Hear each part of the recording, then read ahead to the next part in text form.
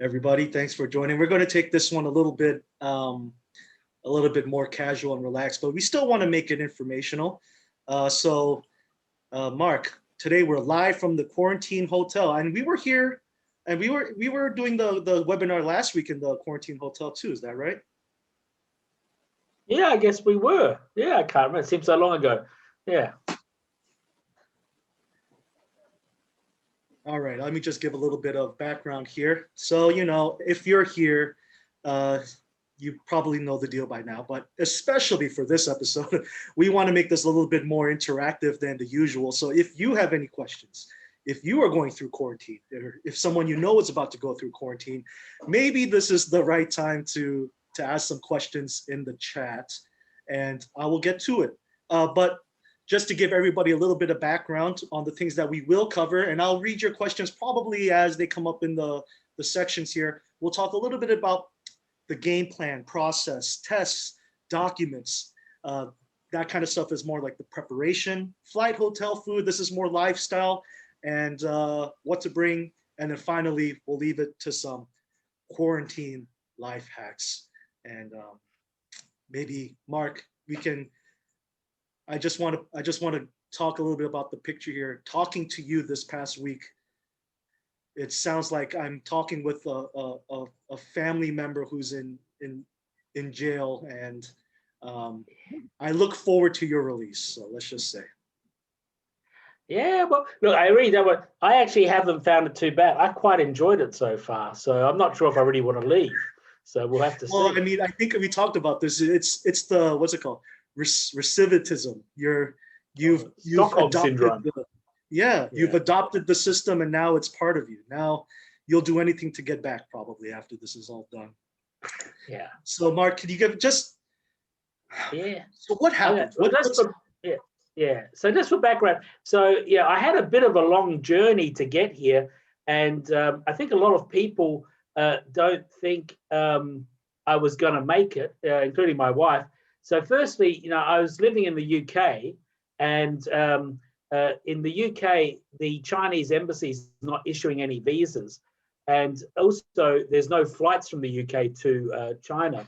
So, Gracie, who's on the line, she helped me, and I think she'll go through the documentation because, that's what those guys did, and they did a good job. I don't think I could do it. But anyway, I had to go to Germany because I've got a German passport.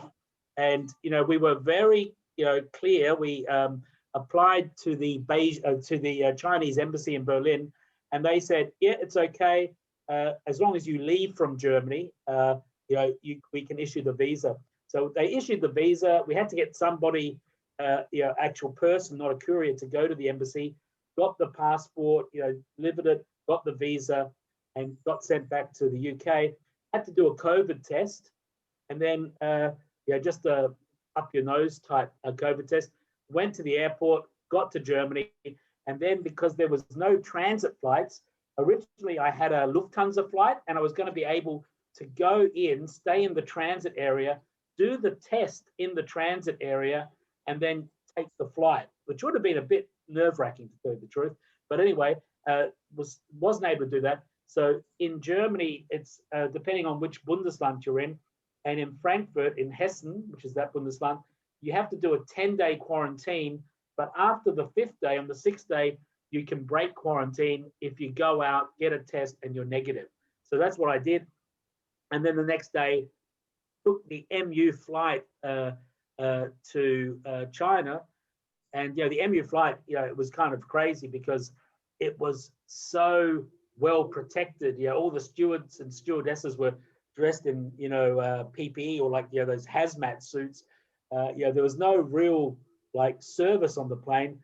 Just when you get in, there were 2 like plastic trays with 2 bananas and a few bottles of water, and that was it. And nobody really wanted to interact with you, so you just had to like go quiet. So that was the trip. We'll get to that, Mark. I think, but let's take it step by step. I think this first section here, maybe we should talk with the real hero here, Gracie. Gracie's on the line. Gracie has been helping a lot with the documentation, and like Mark said, there's a lot that goes behind the scenes in terms of preparation before the flight and all of these things. Gracie, are you there? Yeah, hello, John. Hello, Mark. Yeah, yep, can hear you just fine. So Gracie, can you tell us a little bit about, the procedure? How do you, what did we have to do to help Mark before the flight and everything? Okay. I think the very first step, of course, is to get a visa. At that time, as we all know, London is in lockdown. The Chinese embassy and consulate in UK were all closed. So we go to Germany for the visa application. The China embassy officer, I think, is really nice. Actually, I think all the Chinese people are nice to Mark. At embassies, hotline is always not reachable. So we try to send a lot of emails to the embassy for help. We have different time zones between China and Germany. So, um, but the officer in German embassy always try to reply our email very quick, even on weekends, which I think really surprised Mark. From emails replied by the China embassy in Berlin, they provide us very clear list on which documents are required.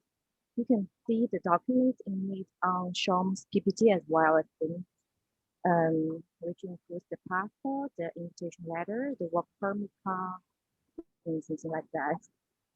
And so we start our work on getting documents. Once we get all the documents ready, we reply to send all the scanned copies to the embassy for our application. So everyone here, don't worry if you don't have any experience in such things. The embassy will give you very clear instructions to coach you everything, including how to do online application form. And just to be clear, I think, well, on the screen here, we have the PU letter, and it's come to our attention. We're not sure if this is accurate or not, but it seems now we've heard something about the PU letter not being necessary anymore. So a lot of these procedures that Gracie and Mark went through, things are constantly changing. So this is just a little bit about what, our experience was, but, keep in mind that these things do change quite fast. Gracie, maybe we can talk a little bit about the testing, and Mark, of course, you as well, as the actual test subject.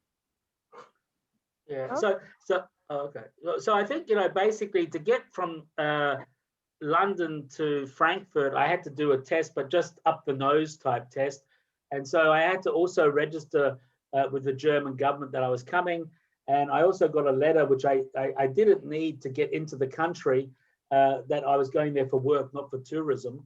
And so when I landed, the border police, all they really wanted to see was the passport and the online registration and the this test, which is there saying I was negative.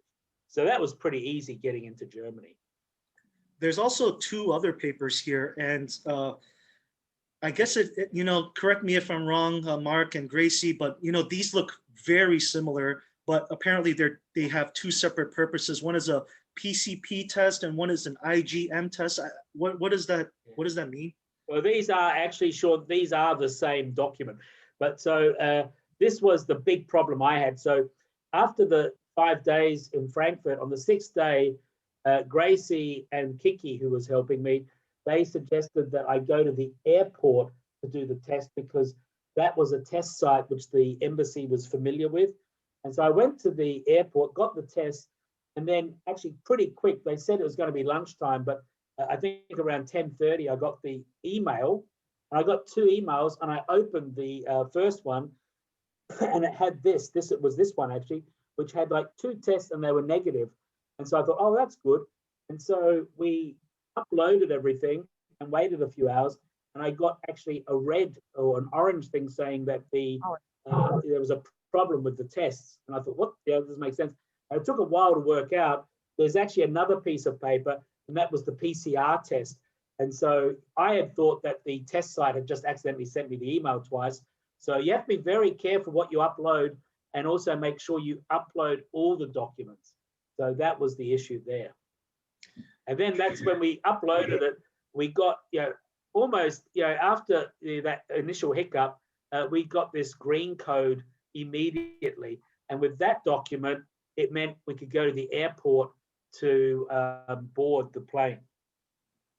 So there's two ways that you can do it to start the application, and we put just some screenshots of the actual application that we submitted here.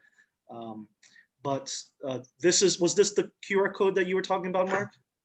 Yeah. So at first I got so I think I actually had a red one. So when you put it up, it's in orange, and then I got a red one, which was a bit of a sleepless night. And then the next morning, actually I didn't work it out. Kiki had worked out that we had forgotten one of the test results. And then we set it up and we got the green thing immediately. I have one question from the chat. Maybe Grace, see if you can help. It's about the PU invitation letter.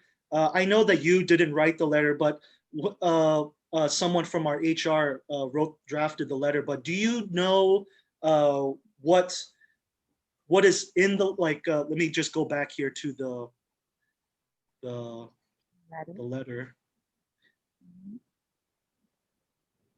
Sorry, I thought I had it here. Yeah, here.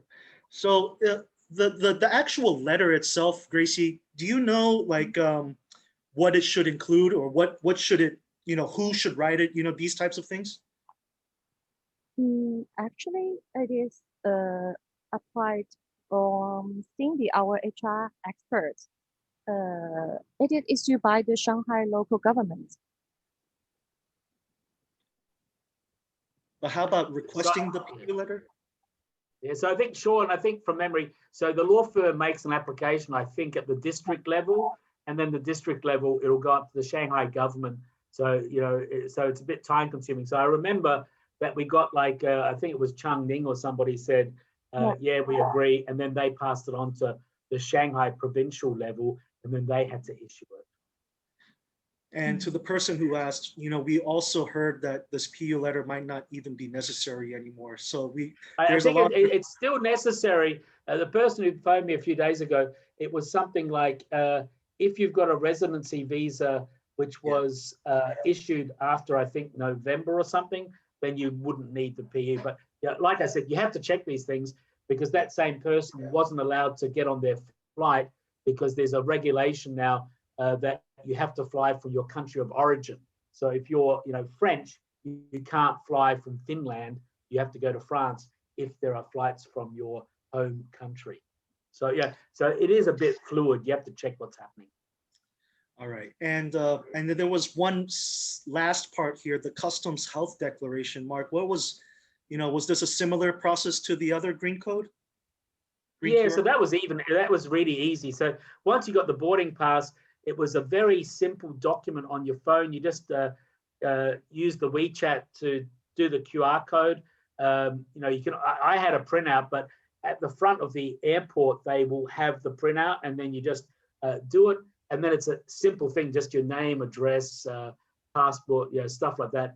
It's simpler than the green one, and that's instantaneous. You just submit it, and then you get that customs code. And I think we always think customs is like putting customs duty on product, but customs is also the way they talk about their immigration service. So this is the immigration people. So that's what you need that for. Okay. Guys, if you have any questions about this process, please, you can send it in the chat, or you can send it to me directly, and I'll be more than happy to go back and revisit some of these topics with Mark and Gracie. But we're going to move on right now to the actual trip. So Mark, you talked a little bit earlier about it. Maybe we can, and thank you, Gracie, for helping. Maybe you can tell us a little bit more about the actual, voyage back to China. So I think it was interesting. So I hadn't been in an airport for a long time, so I went to Heathrow, and it was kind of interesting because Heathrow was just a quiet day at the airport, but it didn't seem to be any particular measures being taken. So I didn't see anyone measuring your temperature. There was a few disinfectant type stations where you could wash your hands, but it was just empty and pretty quiet everywhere. And they asked you to wear a mask, but nobody was really patrolling you. And so then when I got to Germany, when I left Germany, it was a bit different. They had police patrolling, telling people to put on masks. and there were, I think, some temperature checks before you like entered and things like that, but yeah, not too much. And yeah, when I got to Heathrow, I saw somebody dressed up in that hazmat type suit outfit, and I thought, oh, geez, the police are taking it seriously. But then I realized it was actually a group of Chinese tourists. I mean, most people on the flight were not dressed like this, but yeah, there was always like this group of 10 people all dressed in white and like with goggles. And so, yeah, so I think, but then when you land in China, yeah, and so people were telling me stuff, and I don't know if they were trying to wind me up. Like one person, you know, or a few people told me not to go to the toilet on the plane because that's dangerous, and you know, this kind of stuff. But one person in particular kept on telling me to get an adult diaper, and I should wear an adult diaper. And to this day, the person still states that they were doing this out of, you know, feeling for me.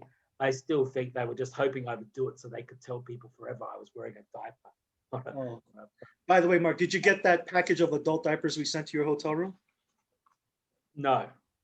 Oh. Did you really send them? No. Okay. And about the flight itself, so was it like, I'm guessing there wasn't that many people, but was there like one person in each row? How did it look like? Well, so I was lucky enough, I was flying business class and it was pretty empty, although, you know, the travel agent said I got like the last ticket or something. And so I'd say, you know, in business class, it was, you know, maybe less than 60% full. And so it was pretty empty, and you really weren't encouraged to get up or walk around. So, you know, basically, and so other people told me, don't fall asleep. So I got this face shield, and I thought, well, if I got the face shield and the mask, and you know, I thought, well, I can sleep. And I think I actually slept for most of the flight, to tell you the truth, because it was so boring. And so it was, you know, 40% full, but it was kind of funny because actually, they said that you were like one of the, you know, there was last remaining seats on the flight, right? Yeah, so I don't know if that was just something they said to buy the ticket quick. I think those tickets are not easy to get. So I guess they do have restrictions on how many people they have to. Yeah. But yeah, like China Eastern though, you really felt very safe. So I mean, like they really, you know, really made it sure that you weren't going to get COVID on that flight very easily. So, you know, maybe if you're nervous, you might want to take a Chinese flight. If it's about getting there and not the enjoyment of the journey, you might want to go with a Chinese airline. And so you would say that there was a big contrast from Heathrow, for example, then you landed in Pudong, I guess. So how was that like, landing in Pudong? I think it was like landing in I don't know, it was like landing in a war zone, because once you get off the plane, there's just everybody is wearing these white outfits. There's just hundreds of people wearing white outfits, and you know, it was quick. And so people told me, make sure you got snacks in your bag, because you know, some people say they were there for 10 hours or 11 hours, and I think most people say they're there for 3-5 hours at least, you know. And tell you the truth, I was lucky because we landed early in the morning. I think we touched down at 7:20 in the morning, and I got through the test, including a blood test, immigration, picked up my bag, and got to the hotel. You know, the people handing out the hotels in 1 hour. So it was just quick. I just, you know, it was all very, very quick. Sorry? What kind of tests did you do? Because they got very excited whenever I told people that I'd been in London, because they'll ask, where were you in the last 14 days?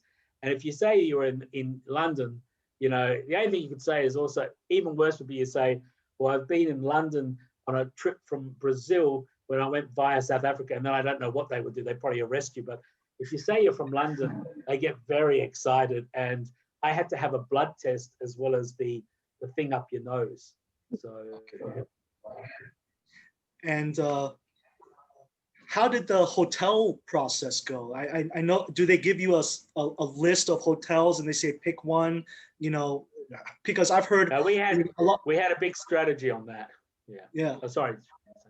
Well, I'm just, I think a lot of people here have heard a lot of, you know, first-hand experiences from their friends or just rumors. Like, how does that process all work? You know, do you get to pick a window apartment? Do you, or a room, or do you, how does, you know, just give us a little bit idea how it went for you.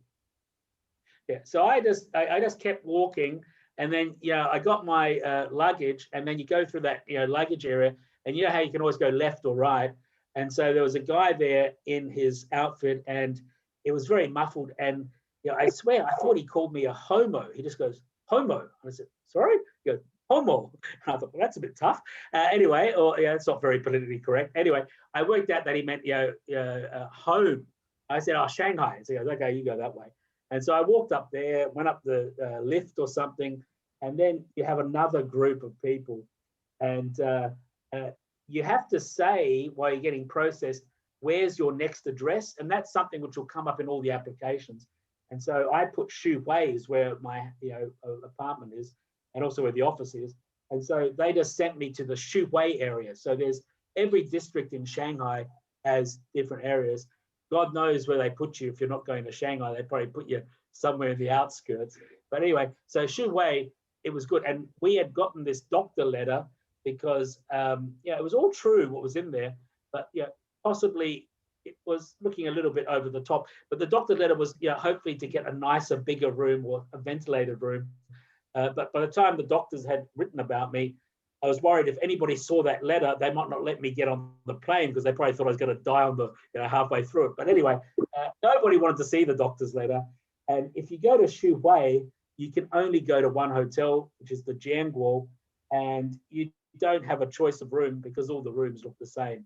So and so we just waited for about 20 minutes, got on the bus. Maybe it was like an hour bus ride to get here, or 45 minutes, and then you just get processed and checked in. So you just told them where you are going to be staying after the quarantine, I guess, and then they just put you somewhere. Okay. Yeah. And tell us a little bit about, but you have a good view, so can't complain.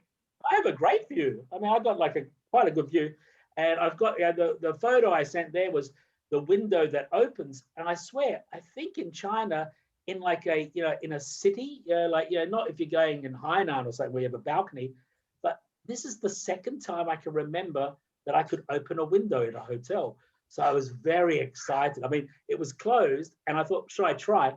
There would have been a good chance I would never have tried to open the thing because I would have thought it's as likely as opening a wall, but it opened, and so you let a bit of fresh air in. It's quite nice. So let's get on with it then. I think this is the interesting part, because when you were coming to Shanghai, I actually had to think about, what is it that you need and what should we, get for you. Usually, most of us who are on the outside, we just think about hotel, very surface level things, but these are, I guess, kind of stuff you don't really think about until you're actually going through the process. So we broke it down here. And first, I guess we'll start with the necessities. So what do you think are the essential things, Mark? Yeah. So I think also, just for people who are, if they're following this piece by piece, you should think about this before you get on the plane. Okay. Yeah. So this is, you should pack these things. So obviously your passport, like a smartphone, I was really thinking, how could anyone ever get here if they didn't have a smartphone? It'd be just impossible. So you need WeChat Pay or Alipay. Like down when I checked into the hotel, I guess there may have been a way to use a credit card, but they didn't want to know about it. They just wanted to know about WeChat Pay. That's all they wanted to know about. So have funds on it. Take a portable battery. I didn't need it, but that was the biggest nightmare for me. Would be, imagine the smartphone goes dead, and God knows what would have happened to you then. Yeah. And then I think I made a few mistakes. I took some stuff which I didn't need to take. So I took like a liquid to clean my clothes. I took some like a bar of soap, which is for washing dishes, and like a tea towel. And I brought a lot of that stuff. I don't reckon you need that. You can actually get a friend to just send it to your hotel. So I think what you really need is, and also like porridge and cereal and stuff like that. I don't think you need that because those dry foods you can get sent into the hotel, unless you're really unlucky. But what would have been better would have been perhaps more of things like, if you like salami or prosciutto, or some of these things that make you happy. And then obviously for that first day, until people can negotiate the trade route with the hotel, have enough food to keep you going, until you can get some stuff delivered to you.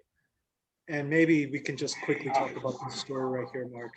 Oh, that was heartwarming. So, like you say, I do have a view, and I think a few days after I was here, a few of the colleagues in the office came. They phoned me. I went to the window, and they showed me where they were, and they released these lovely balloons in the shape of hearts, and And it we've was a little also bit been tragic. making The sure police that arrested them. Yeah, the police we're arrested making them. sure But you're yeah, not withering away too. yeah. So, and like having a friend to give you food. So I think really, and fighting with the hotel, you don't want to fight with the hotel yourself. So better have somebody else outside the hotel fight with the hotel. Yeah. So before I forget, so the way that it's been working, dealing, so sending us stuff to Mark from the outside, uh, Mark is on the inside, so he's not really too aware of the whole process. But well, we put everything in the box, and then so this is essentially how it works. The box gets gets delivered to the hotel, but the hotel staff will deliver the box to Mark. But actually, there is a separate unit, a government unit, kind of like a government quarantine unit, who actually inspects the contents of the box and goes through the packaging. So they are very careful about how what gets through. So there is a little bit of back and forth because obviously prosciutto is not going to be on a list of things specifically. So you have to, kind of explain, and you kind of have to, there's a little bit of negotiation that goes on behind the scenes. But so getting the hotel to accept it is one thing. Getting it past the government quarantine unit is also a different thing too. So you mentioned this a little bit earlier, Mark, but these are the maybe not essentials, but these are the good to have items. Yeah. So I think, well, I downloaded podcasts because I think, on the plane or whatever, or when if you would be stuck, listening to podcasts is pretty good. Make sure your VPN is up to date. And I've got Disney and Netflix. I haven't actually watched that much TV, but I do appreciate that I've got it. And Disney Plus works if the VPN is, if you log in via the US. You can have a Kindle. A portable speaker is quite nice in the hotel room because I think it's good. Tea towel sponge washing up liquid, because otherwise you're going to feel a bit grimy. In the background, I've got my own drying machine, which is the lampshade. I hang wet clothes on it; they dry quicker that way. So that kind of stuff. And then I think what kept me very busy was I know different people, like in America, whatever. I just reached out in advance for those first few days and set up calls with them. And, it was a good way just to pass the time a bit and feel not very isolated. So I think, talking to people, it's a good way to keep, in touch with things as well. And I think this is this is probably the gem. Some of the greatest things you probably should bring, but you didn't think of. Yeah. So I think, so the greatest thing, and that was a friend of mine, John Munro, he suggested to me, it's the Nintendo Switch with the game called Ring Fit. And so I do that twice a day. And so you actually exercise, you actually get to sweat and everything. You run around, you do different exercises. And so that's a very good way to pass the time. So, that really makes a big difference. Yeah. And then, Sean, it was your idea of the hand pump Nespresso machine. And it worked fine after the second day. The first day, I had misunderstood the instructions, and I was trying to push it into the cup while it was still, not, dislodged. So it was just a big mess. And I thought, what a stupid design. But once you work out how to use it, it's good. And then they also sent me an electronic thermometer, because when you get to the hotel, they'll give you one of those old thermometers. And I think anybody under the age of 80 will not know how to use that thermometer. So it's good to have this, and they kind of hassle you, so it's good to have the electronic thermometer. And to all the viewers, Mark has been messaging us on WeChat on how to beat the different levels of the game. He really likes that game a lot. So, and I think this is the most interesting topic, and that's why I put it in here. I think we got to talk about the food. Yeah. Do you have the bottle, Mark, next to you? Yeah. So normally soya sauce, we're a family of 4. A bottle of soya sauce will last 6 months or so. This is the soya sauce. And yeah, actually, the last few days I haven't been using it much because we will talk about my conversion to Judaism in a minute. But so really a lot of that. And of course, Zhejiang vinegar, very important, and lao gamma. So if you're really just going to eat the food in the hotel, you're going to need something to kill the taste. So that was the stuff I was using. Yeah. Maybe we should just talk a little bit about the your conversion to the kosher diet. Yes, the kosher diet. Yes, not to Judaism. Yeah. That's what happened. No, Yes. no, but your diet. Yes, the kosher diet. Yes. Yeah. Do you have like a slide, or you don't have a slide? Uh, Oh, okay. I have a few slides, but they're a little bit later on. But I can then just here we go. Yeah. So I mean, so I think the food. The first day I thought was okay, but after a few days I was feeling a little bit upset, and so the hotel really didn't want to bring in any food because it's understandable. They wanted to make sure that you don't get sick while you're here because that would be a big hassle. So anyway, the kosher, there is a kosher deli here, and so if you make enough of a noise about it, since this kosher deli I think has been seen to be safe food, we were able to negotiate access to the kosher deli, and that was another friend of mine, Svi Duron, who helped on that. And now I get this, since I think I've had 2 packages so far, and I was very happy afterwards. So it's healthy food. So there was some schnitzel there and the bread, which probably isn't that healthy, and maybe the pasta's not healthy, but the rest is all like salads, and it was really good. And so that's like for 2 meals. Actually, it's more than enough. And so once I got that, we had to try and stop the amount of food coming in. So because now I've got enough food, and so really very much enjoying this kosher food. So. But I guess the takeaway here, the thing that we're not telling our kind viewers is that maybe you should time the request, because you told them you're a vegetarian, and then look what they did to you. Yeah, that was the mistake. So the vegetarian thing, and that's the problem. If you say you're a Buddhist or whatever, they can cook Buddhist food. They can make it vegetarian. And it was very tough times those 2 days. But they don't have a rabbi in the hotel. So if you say you want kosher food, they can't do that themselves. So then they let you bring it in. So, so that was good. Yeah. So, the vegetarian food. Yeah. I like this picture on the left. So apparently it was supposed to be what are we looking at? It's a burger without the meat. Yeah. So I had the kosher meal, and so I ate lunch. And then when I opened the door just to put the rubbish out or whatever, I saw the food there, and I didn't know if the burger was for me. So I opened it and I saw burger and fries, and I thought, oh well, I'll better throw it away because I just had lunch. But there was a mix-up, and the kosher food didn't arrive, and so 8:30 at night I had given up on the kosher meal, and so I went back to the burger, and of course I looked at it before I ate, and to my horror, the burger, because I guess it's a kosher burger, there's no mayonnaise, there's no tomato ketchup or anything. There's 1 or 2 slices of tomato, and then a few thick slices of uncooked or very partially cooked aubergine, a few slices of barely cooked zucchini, and then perhaps the most creative flourish was on the other side of the bun, which was like 5 pieces of carrot. So, so I gave up on that, and I don't know, I just ate whatever I could find in the room. But so I jumped a little bit ahead because this is one of the quarantine life hacks, is saying you only eat kosher food. But maybe I'll go back a little bit, because I think, to be fair to the hotel, right, the food when you just went in, like you said, I mean, you took pictures and you sent it to us, and I thought, that looks better than what I'm eating out here. So I mean, sometimes it's okay. Is that right?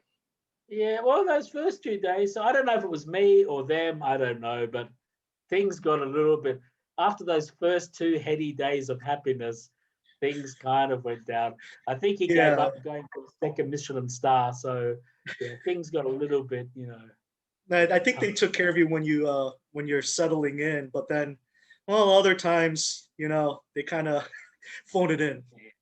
Yeah, they just phoned it in. It wasn't. Yeah.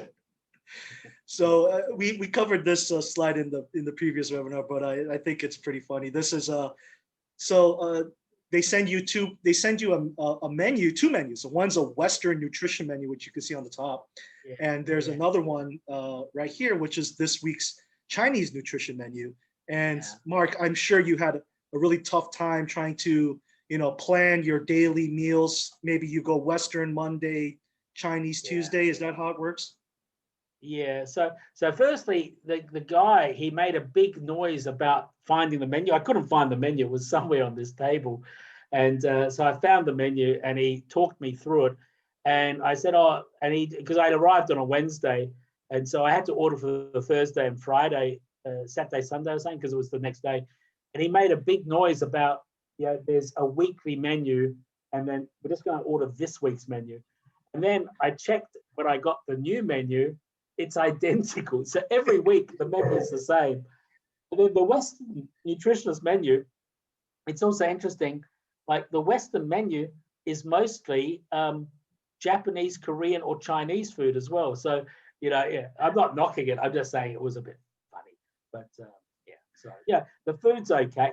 Yeah, you will survive. But, if you want to enjoy the food, you have to put a little bit more effort in. Yeah. The food's okay. It's not going to kill you, And maybe we'll talk a little bit about the quarantine life hacks.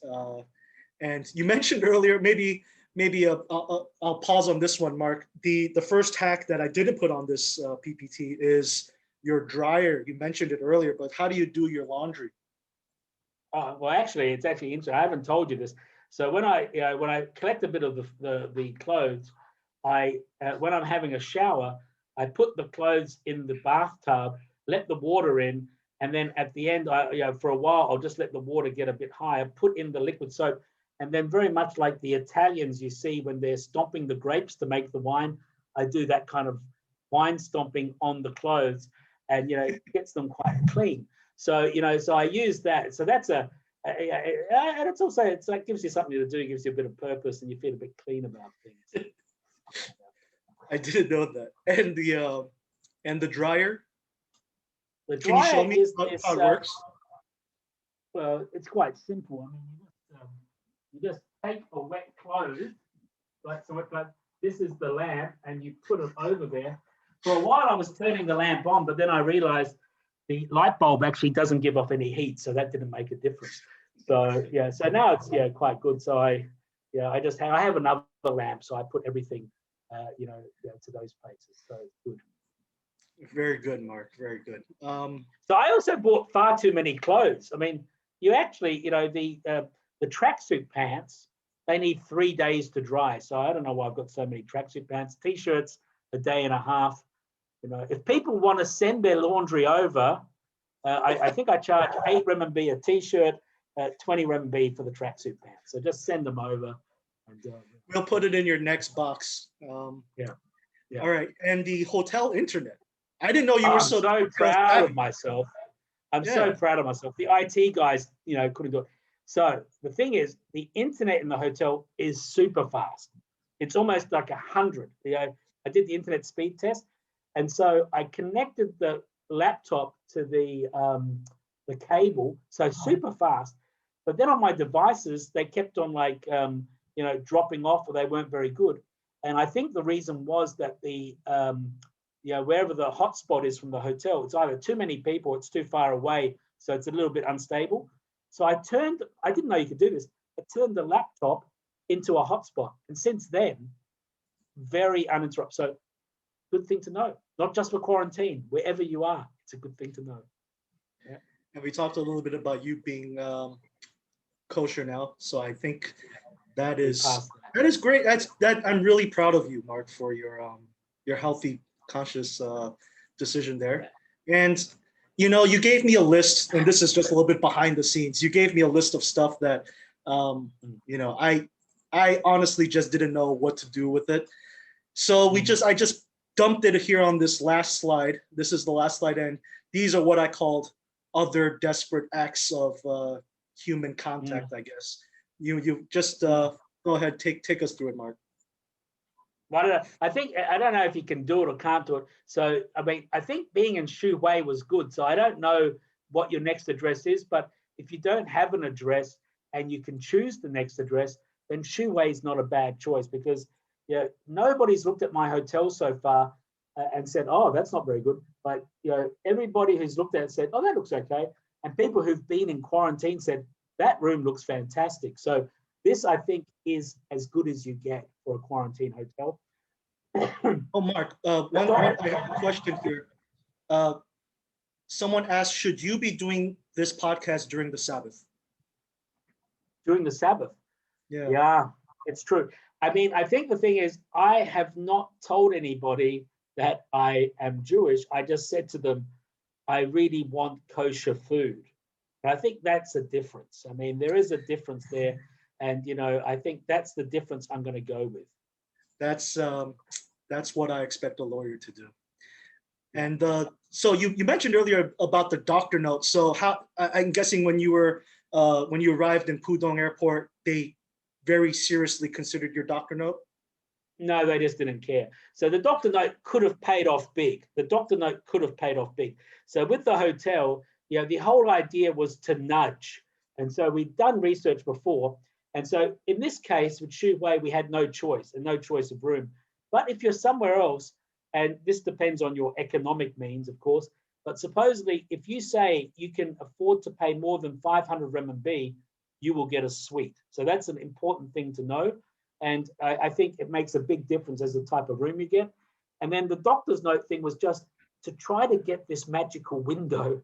And, I was dreaming for a balcony, but that probably was, there's probably no balconies in Shanghai. But anyway, the idea was, and the note is true, but, we just wanted something that, oh, well, Mark, he's got this, back issue, allergy issues and this. Anyway, so, Gracie told me, as soon as you land, show it to the doctor who does the test or, the person doing the test. Of course, I showed it to that person. They didn't want to see it. They didn't understand it. And so then Gracie said, well, show it to the immigration guy. He looked at it and, I could have sent him, I don't know, photos of my holiday 5 years ago. He just was like confused. And so then I finally got to the hotel guys. I thought, well, that makes sense. I showed the hotel guys and like 6 of them are looking. They're just thinking, what the hell is this? And then it took them a while to work out. They just said, yeah, but it doesn't matter. There's only one hotel. Show it to the hotel. Then I show it to the hotel and they say, there's only one type of room. So it doesn't matter. Other interesting thing when you get to the hotel is they give you a bucket. And there's a bucket. And the guy said to me, and I was a little bit rusty on what he was saying, but he did say something like defecate and urinate. And so I asked him, you want me to defecate in the bucket and urinate in the bucket? I thought maybe this is the testing or I don't know. And he looked very surprised at this idea.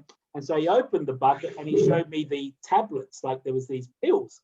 I said, okay, so I defecate and then I take the tablets. And he goes, no. So anyway, I got to the room and I thought I have to work it out. And so anyway, there were the instructions in the bucket. And after you go to the toilet, if you defecate, you put in so many of these chlorine tablets, fill it with water, and then you put it to disinfect it. So I would just say, I would love to know what would have happened if I had defecated and urinated in that bucket and left it outside. I think they would have been very surprised. But anyway, that's the secret of the bucket. If you see the bucket, now you know what to do. And don't take the tablets because they'll probably kill you. It's chlorine. So don't do that. Okay? Yeah. The last one, the yogurt one's boring. I'm bored by that now. But the human interaction one I think is interesting. So, they ask you got a bit of garbage. And so I put the garbage off. And if I'm feeling a little bit bored and I want to like wind them up, I put the garbage out the front of the door because this will cause them to knock on the door and tell me to put the garbage back inside the door. And so the bonus of that is I've had a little bit of human interaction, I get out of the chair, I have a little bit of talking time. And so if I'm feeling a bit bored, I play this cat and mouse game with the garbage. But yeah, it's kind of fun. So I think that was about it, wasn't it, Sean? Yeah, we have some questions here. My friend also did the quarantine, and he said that so I guess where he was going, there was more than one hotel choice, And so the person asked him, this is all, I think everybody's experience is a little bit different, but they asked him, do you want the expensive option or the cheaper option? So if you're planning to come here, this could be something else. That, I mean, there's only one in Shanghai, like you said, Mark. So this could all be. I would say the expensive option is money well spent, is what I would say. All right, so we have some questions here from the audience. What food are you dying to have upon your release? Well, since I've had my kosher food and I've had the Asian kind of food, I don't really care. I actually don't feel particularly sad. I feel quite happy about it all. I don't even know if I'm going to leave. I might stay another week. I quite like it. I don't really. I probably wouldn't mind like a steak or something, but Yeah. I'm not really that fussed. So yeah. Yeah, I think you've mentioned steak already a few times to me. Yeah. So I'll answer for you, steak. I know it might go against your kosher tradition, Mark, but we'll get. Steak is okay. Steak is okay. All right, all right. Yeah, absolutely. Oh, someone has a tip here, Mark. Don't touch the tablets with your hands. It will get your skin dry and peeling. So don't do that. Who would touch the tablets with their hands? Now, I just shake them out because, I mean, those things are toxic. I mean, that's like, that'll burn you. You got to keep away from that. Well, you only pooped in the bucket twice before you got the message. So that's it's true. okay. That's right. Yeah. All right, we got another question here. Oh, how much longer are you still in quarantine? Yeah, I guess that's. I don't know. Is somebody wanting to take me out or no? So I'll be out next Wednesday. So. Oh, I wanted to make sure people in the chat. Well, Mark is in Shanghai now, so if you wanted to reach out and have a coffee, just send us an email and Mark can get that happening because he is very starved for human contact. Yeah, he's needy very for human needy. attention. Yeah, as soon as he gets out, no one's going to help him get food anymore, so he might just want to run back in. All right, some more questions. Are they going to accept someone who has already had the jab? I guess I mean the vaccination. How do you know how that works? Yeah, so I think the thing is, my understanding is, you're not going to be able to avoid the quarantine if you've had the vaccination, but they do ask you this on the questionnaires, and I think the reason is if you have a vaccine. I don't know if it's that one. It might be when you land, you might have it, because the thing is, the vaccination might screw up your test because it might show that you got antibodies. So they do ask that question, but it won't let you avoid. Yeah, so there you are. You're right. So they ask you also when you land if you've had but I think that's because they just want to know if the test result could be skewed. But I'm very sure you can't get out of quarantine just because you've been vaccinated. Yeah. I mean, you've been there already about a week and a half. It's even in that small period of time, a lot of things have changed. I mean, they even want to do like the anal swab now. So there is I know people have been joking the past week, but it's been happening. So good luck to you, Mark. I know there was a question about that earlier, so just throwing that out there. Another question, is there any intelligence on the quarantine period? Will it reduce gradually, go from 15 to nothing? If one needs to plan a trip to China, this is something important to plan for. Yeah, so I think, I'm not the expert on this, and it's true. Yeah, my guess is people say that I was lucky that I was coming to Shanghai.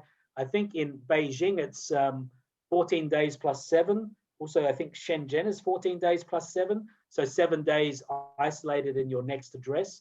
So I guess when the vaccinations, when things get a bit more normal, I could imagine. I think that German quarantine was pretty reasonable. That you do like a 10-day one, and on the 6th day you can go out and get a test, and if it's negative you can get out. So I think actually, that could be the way. I just can't imagine, people just abandoning this so quickly. I think it's going to take a while. All right, I want to get through these questions, Mark, before we run out of time. This next question is something I also asked Mark already. Do you think you get better treatment from the hotel as a Laowai? And also, are you able to get in touch with other human beings in quarantine in the same hotel. I think I asked you about if there are any people in the rooms next to you. Yeah, there are somebody very loud in the room next door. I don't know.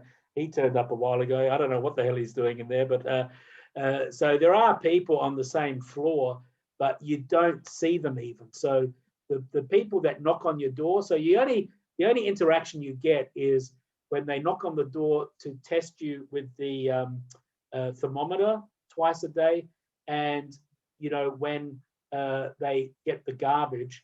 So they won't even knock on the door, which is a bit annoying when they deposit the food. So they will call you. And so I was just sometimes going to the door, have a quick look. And sometimes it would take half an hour to 40 minutes before you get the call. So the food would get colder and colder. So they really do try to minimize the amount of interaction. I've met some people who were in quarantine and they had a WeChat group organized and all of them were talking to each other. We only had 4 people on our bus and they didn't look particularly interested in me. So I don't think they looked that interested in each other. So there wasn't this great feeling of camaraderie. So I don't think any of us are talking to each other. On the Lao Wai thing, yeah, I don't know. I don't think so. Because I don't think there's any difference. I got the same food. I got the same contact. Maybe that kosher food would be more difficult if you're Chinese, but you could say that you're from Kaifeng in Henan, which is known for the place where they did have, Chinese Jewish people. But yeah, that could be the way you get around that, I guess. Or say you're Buddhist too, like you said earlier, that could be a thing. Yeah, but the Buddhists, the problem is they will be able to make Buddhist food for you. They'll just make it vegetarian, and then you're in a real bad place. That is worst place. That's really the worst place to be. So the kosher thing is good because they don't have a rabbi here. So the kosher, you need to have a rabbi to bless the food. It has to be done in a special way. So they'll hand that over. So that's good. If anybody in the chat is going to go through quarantine and you don't have anyone that can vouch for you or send you kosher food, do get in touch with Mark or me, and we will try to arrange that for you. Or we will laugh at you, or we will enjoy your misery. One of the two, yes. depending who you are. The first box will be, some adult diapers. The second box will be the food. So another question is, how do you clean your room? Because I'm guessing you normally don't clean your room.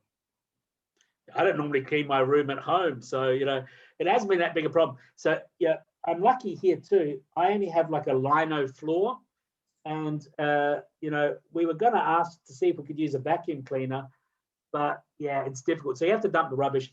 They don't clean the room. Nobody will enter the room. They won't change the sheets or anything. So yeah, try not to make a mess.